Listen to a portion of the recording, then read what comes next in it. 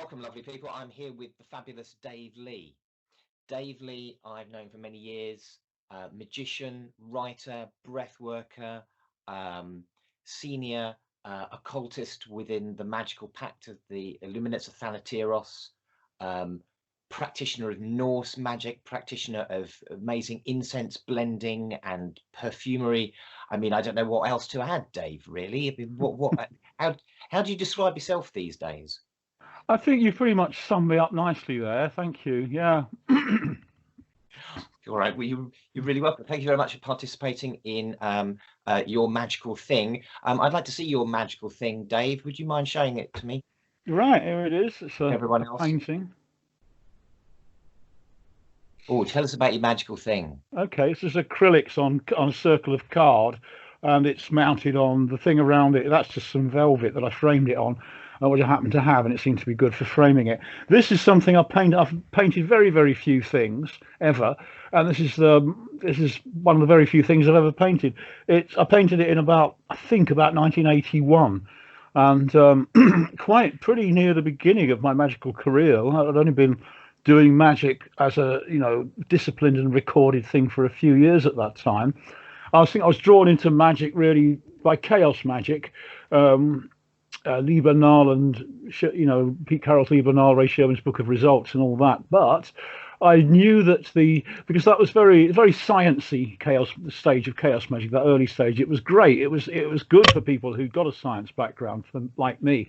It dealt with the ingrained skepticism of our culture. But I felt that what was lacking for me was a more kind of in-depth approach to the realities of the inner worlds.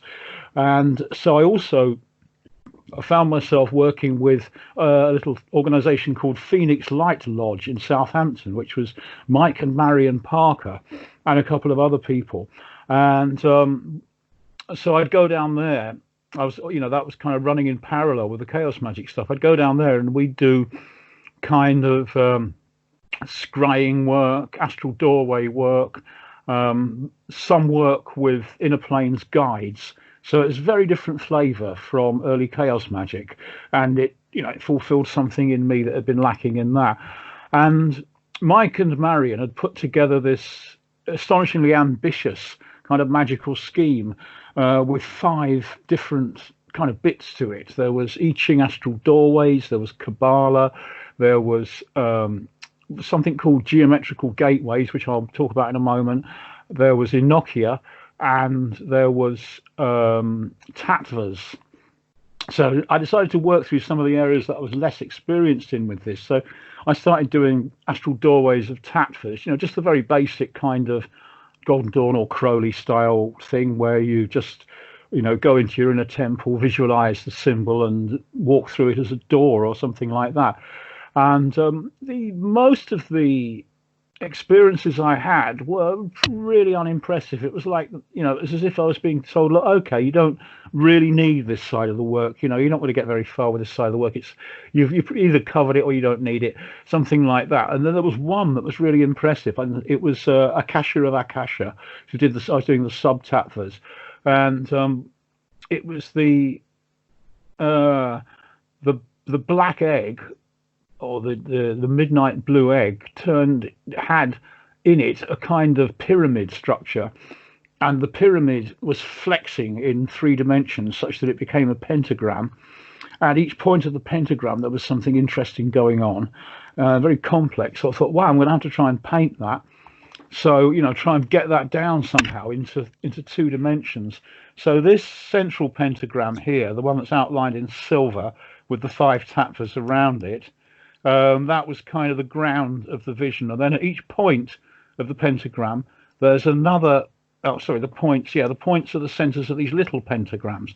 So I thought, okay, that's the way it's got to go. There's got to be these 5 sub tattvas going on around here.